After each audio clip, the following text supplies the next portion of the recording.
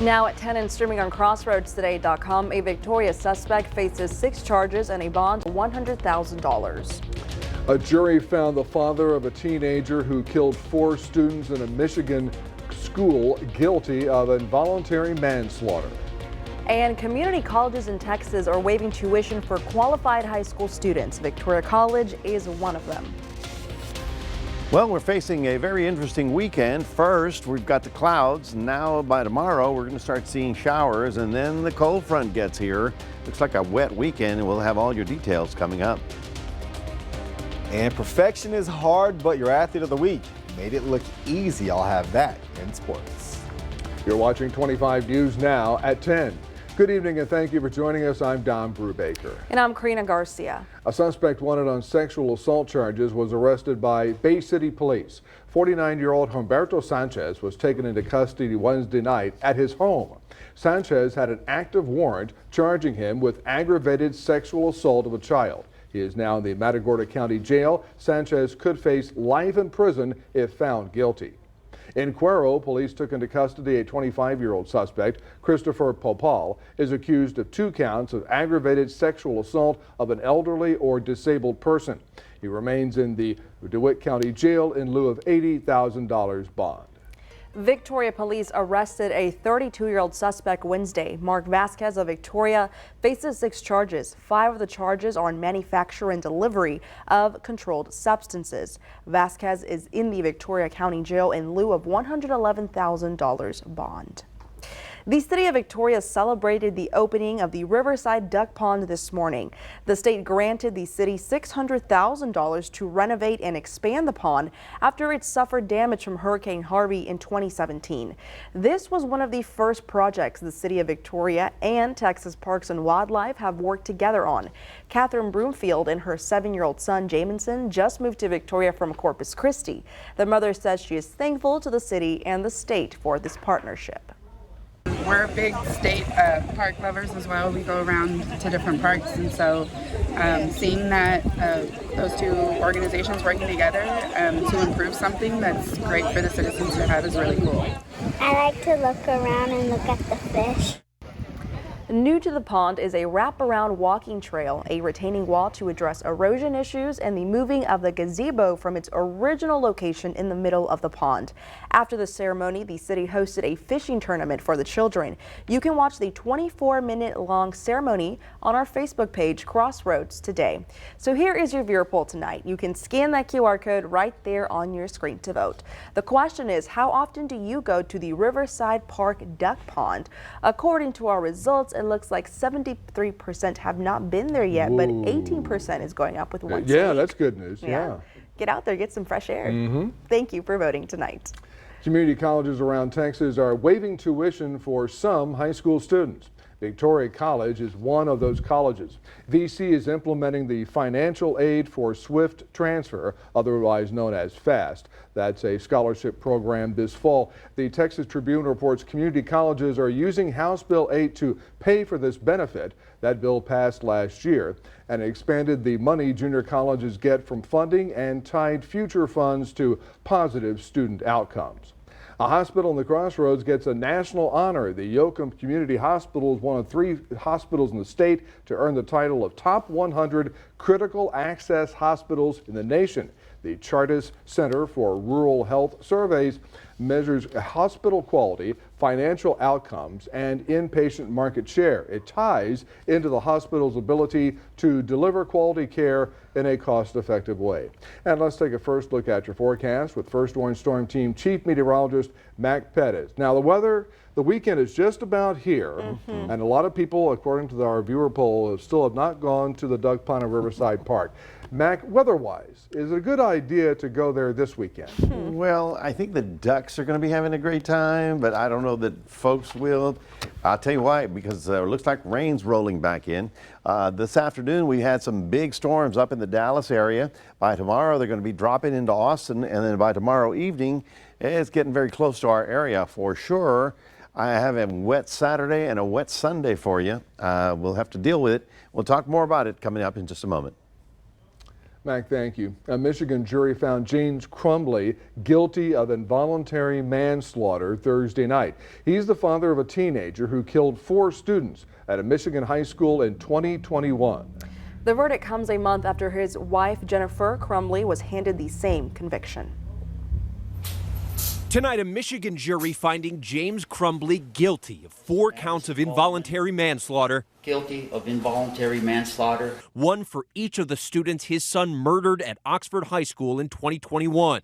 Last month, his wife Jennifer convicted on the same charges the first parent held criminally responsible in their child's school shooting. In James's trial, prosecutors allege he was negligent, ignoring signs of his son's deteriorating mental health and buying him the gun used in the shooting. James Crumbley was presented with the easiest, most glaring opportunities to prevent the deaths of these 4 students, and he did nothing.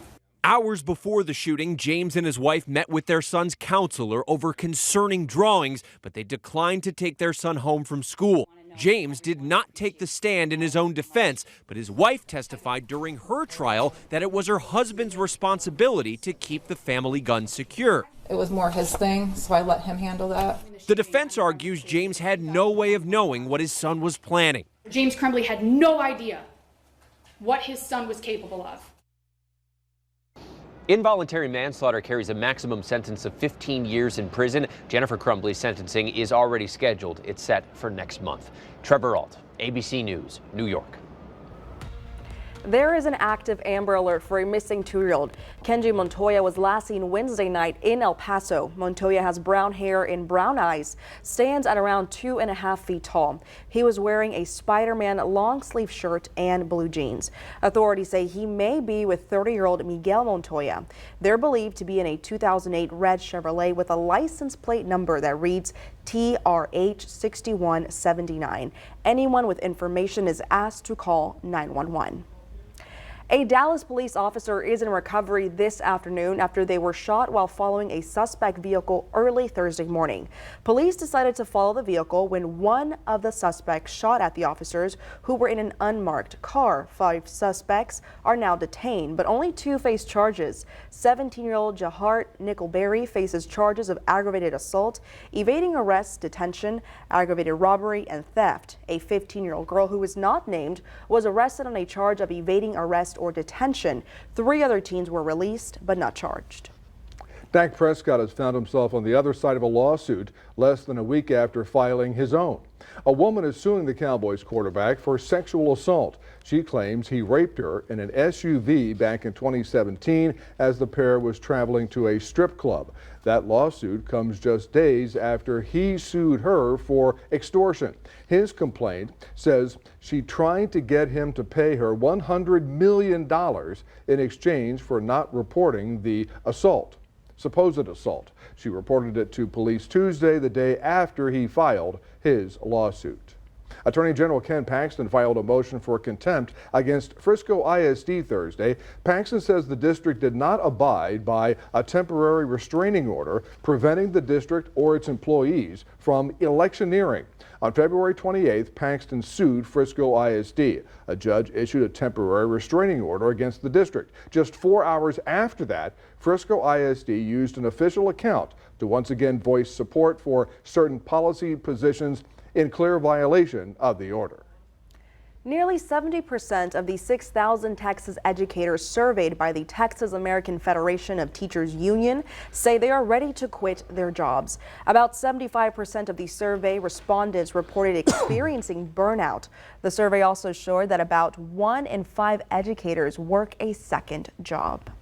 Now, many residents of a Texas Latino community near the Houston Ship Channel are unaware of the available public air quality data, leaving them uncertain about the safety of the air they breathe. Emissions in that area include matter that can penetrate deep into the lungs, causing respiratory issues. You can read the Texas Tribune article on our website, crossroadstoday.com. Remember to subscribe to our YouTube channel, Crossroads Today. Hit the like button and click the notification bell. So when you're on, if you're on YouTube, Catch you can us get there. Crossroads Today. How about that? Stay with us. Several middle school students face charges. Coming up on 25 News now at 10, the bullying incident that shocked their community. Also ahead, SpaceX heads for big things. That full story tonight.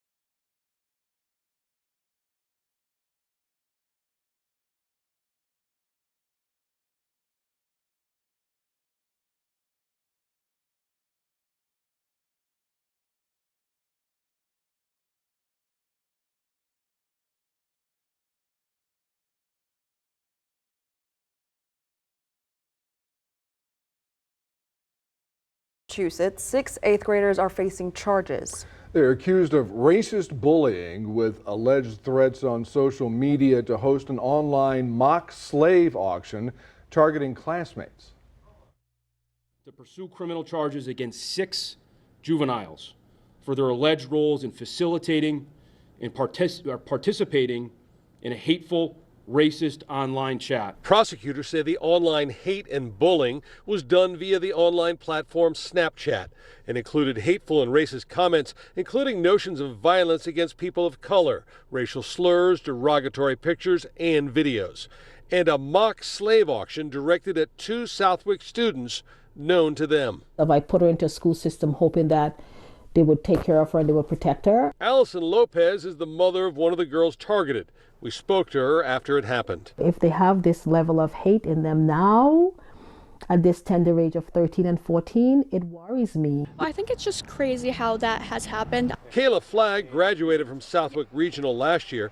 She says the story is widely known throughout town. Hoping they can get it fixed soon. I'm hoping whatever it is, they can figure it out and put these kids that what they've done. Prosecutors say all 6 students will be charged in state juvenile court, but say this is a message about social media for all parents watching this story. How some can be misused, how some are designed to hide things from parents and authority figures, how some are designed to send things like inappropriate pictures. So if your kids are using these applications, they shouldn't be, period. And to understand how things like Snapchat and Instagram can be used to do things that kids shouldn't be doing. More than 100 human bones were retrieved after a vehicle was pulled from an Illinois river earlier this week. Investigators say the vehicle was a 1966 Chevy Impala. 2 men disappeared in 1976, and the vehicle is believed to be linked to their disappearance. Authorities say a driver thought he was retrieving a tree branch, but it turns out it was human remains, which led to the discovery of more bones. I believe that a diver was there was a lot of silt down in that car. and the diver was just trying to feel his way in one of the windows and then came across what he thought might have been a branch or something, ended up retrieving that and looked to be a bone of some sort, and that's when our office was called. Officials say a bone discovered inside the vehicle was a femur bone. They are hopeful that DNA testing will lead them to identify the victim. Prosecutors in New York say they're willing to delay Donald Trump's criminal hush money trial for up to 30 days. Trump's defense teams have consistently tried to delay the trials until after the election. The Manhattan District Attorney's Office says this proposed delay is to review new materials turned over by federal prosecutors this week. That includes about 31,000 pages of discovery material. The trial is currently scheduled to start on March 25th, but this potential delay would push it to late April. Now to the stunning image of the largest rocket ever made taking off. Yeah, and the question remains, how soon does SpaceX plan on putting astronauts on that rocket to the moon?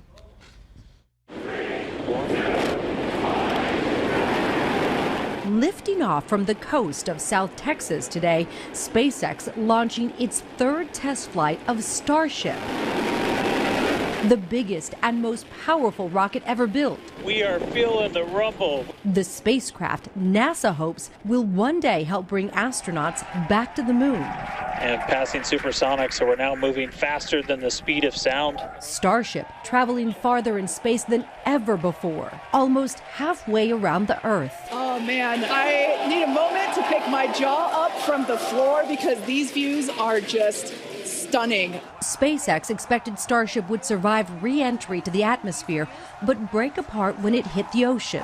The heat shield tiles doing their work up to 2,600 degrees Fahrenheit, that those heat shield tiles are dissipating. Instead, the spacecraft lost contact and burned up on its way back to Earth. The FAA will now investigate what worked here and what didn't, but SpaceX is already building 4 new Starships that are hoping to launch by the end of the year with the stretch goal of getting astronauts back to the moon as early as 2026. Mireya Villarreal, ABC News, Oklahoma City.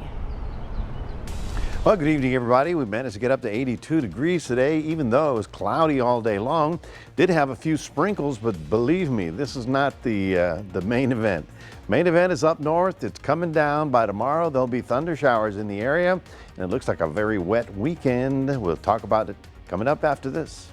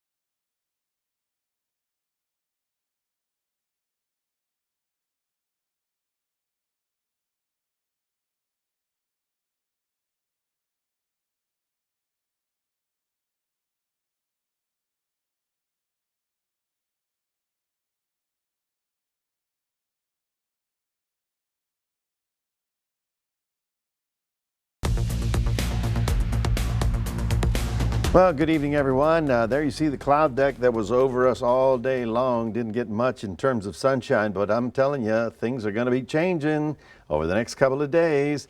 This afternoon, we've been tracking some severe weather up in North Texas. It has been rough out there, but while that is happening, you'll see out to the west over Albuquerque, New Mexico, all that unstable air. Well, that and the front are all moving down toward us, and so things are going to be changing for us over the next few days. Get a load of your temperatures. Tomorrow, 83 before the first front. 72 over the weekend with rain, and then in the 60s early next week with a strong northerly wind. While we did have a few little sprinkles around here today, this is the big stuff. Severe weather with heavy thunderstorms, even some tornadoes reported up in North Texas near the Denton area. Of course, tonight it all is moving toward Texarkana and the Red River Valley, but however, this is the situation. As the front sags down into the state, this is where it was today. Well, tomorrow it drops down into central Texas, and we're going to be getting real close to the bullseye. Well, it's not really the bullseye, but it's, shall we say, an enhanced chance for some severe weather around this area as well. And then you'd think, okay, well then the front comes through and then it's over. No, not really. Tonight, the severe weather is Dallas, and then the tornado weather up toward Texarkana and Arkansas. But as we look on to our next map, you'll see where the rain's going to be. Now, this is Future Tracker, so we'll go to 10 p.m. tonight. No rain around the area. We go to 6 a.m. tomorrow morning. You can see showers in and around San Antonio and Austin. Then we go all the way to Friday night. It seems to be a little quiet. But then on Saturday, oh my gosh, things get a little crazy around here. We may have some heavy thunderstorms rolling around the area and giving us possibly over an inch of rain. Now that's Saturday, Friday night into Saturday morning. And then Sunday morning, another surge of moisture and instability will roll through for another swath of rain coming through.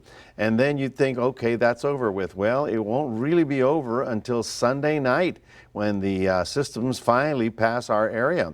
So we've got quite a bit of weather to deal with. Tomorrow we'll have a few little light showers early in the morning, but that's not part of the main event.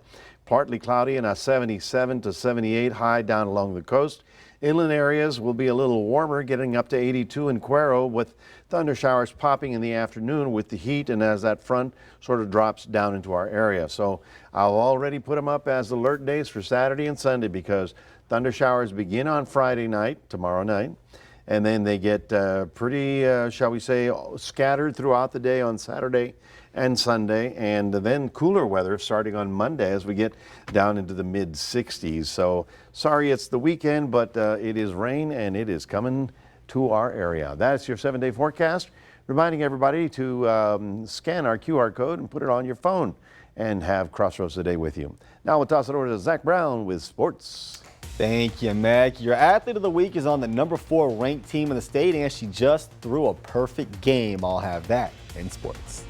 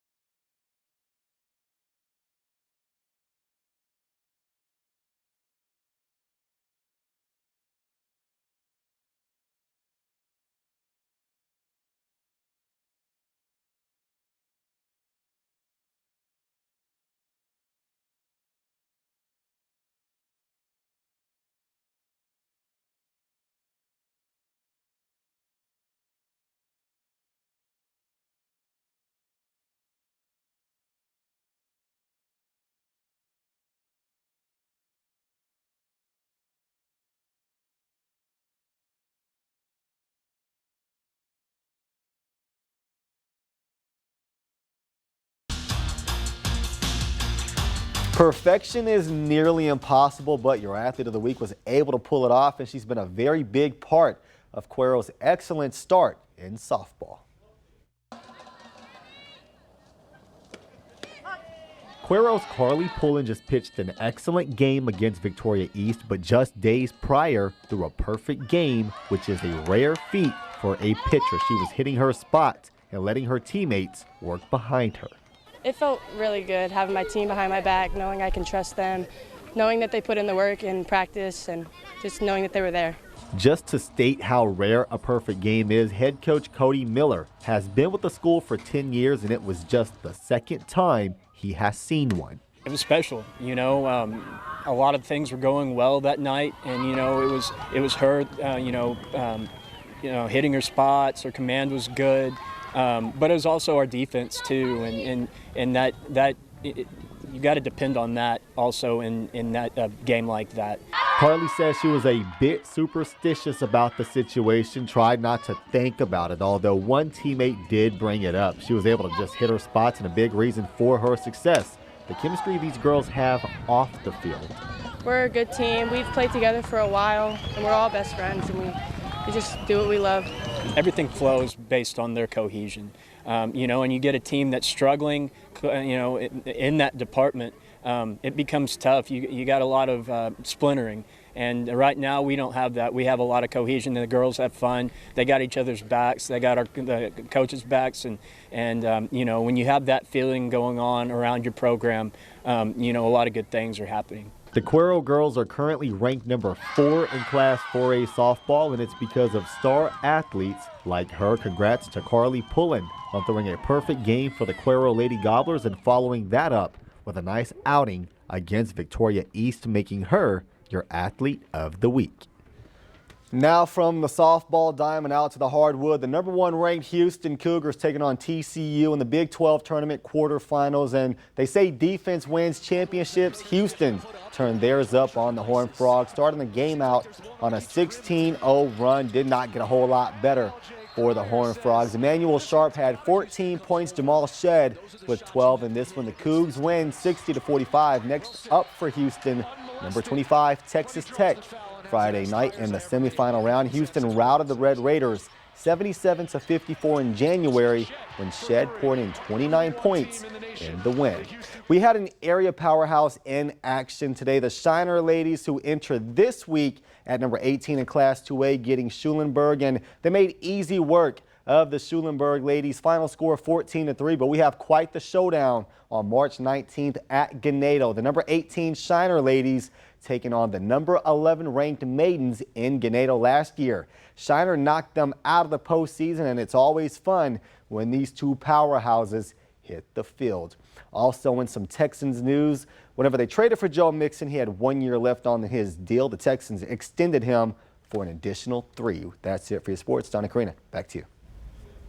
Thanks, Zach, and stay with us. Coming up on 25 News Now at 10, we're going to take a last look at your weather with Mac.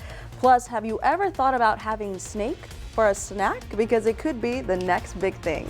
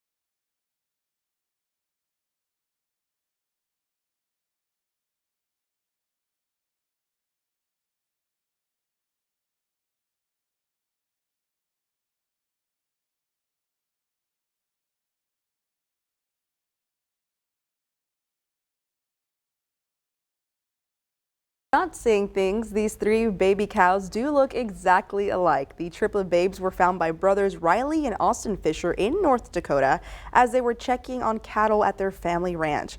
All 3 calves were born healthy. It's estimated that only 1 out of every 105,000 cows give birth to triplets. The Fisher brothers are 5th-generation ranchers, so they're pretty well versed in raising cattle. And the ranchers told the mother, hey, don't have a cow. In Iowa, the public soon could be getting regular updates on a cemetery goose couple that's gained national attention. Last year, Blossom's maid Bud died at the Riverside Cemetery in Marshalltown. That's when the general manager posted a personal ad on Facebook to find her a mate. The ad grabbed lots of attention, leading to a couple who ended up bringing their goose named Frankie over. Now it's a love story. Fresh updates on how the goose couple is doing are coming to the cemetery's Facebook page. For now, word is Blossom and Frankie continue to do well, getting plenty of visitors stopping by. And if any of their fellow geese want to go over, they ask to please go in a V formation. So they won't get them confused with any other people. I think they're going to stay there for the winter, or they were back for the summer. They are back just in time for what a weekend weather we're going to have. Oh, well, we have the problems, folks. It's not a problem. It's a good thing. It's going to rain this weekend, okay? Just think about it, positively. But by tomorrow night at this time, I expect to see some thunder showers getting into central Texas, and certainly by Saturday and Sunday, I've got them as alert days because I expect significant rainfall on those 2 days. Thunder showers, thunder, lightning, all that good stuff. Possibly an inch of rain on each day, which would be a significant amount. So you got a heads up that it's going to be a damp weekend. I shouldn't say damp, a wet weekend. So keep the rain gear handy. Damp plus. All right, Mac, thank you. And finally tonight, if you're looking for something new to grill at your next cookout, well, here's an idea. Not my idea, but here's an idea. Snake meat. Scientists are now touting how easy it is to farm. Researchers looked specifically at pythons. They found these scaly reptiles were more efficient to raise than other livestock. Researchers say using pythons as a food source could help combat global hunger, providing much-needed protein sources in areas hit hard by climate change. They do admit, however, that the python diet may not catch on in the U.S., where store-bought meat is relatively cheap and easy to come by. And one way of looking at it, after you eat the snake and your stomach starts rumbling, it's not rumbling, it's rattling. That's the difference. Then you know it's snake meat. You just convinced me not to try it. Well, I mean, I'm just calling a snake a snake. He's calling it for what it is. All righty, thank you guys, and thank you for joining us for 25 News Now at 10. Join Carolina Astroin, meteorologist Parker Cox. 25 News Now, sunrise starting at 5 a.m. Good night, everybody.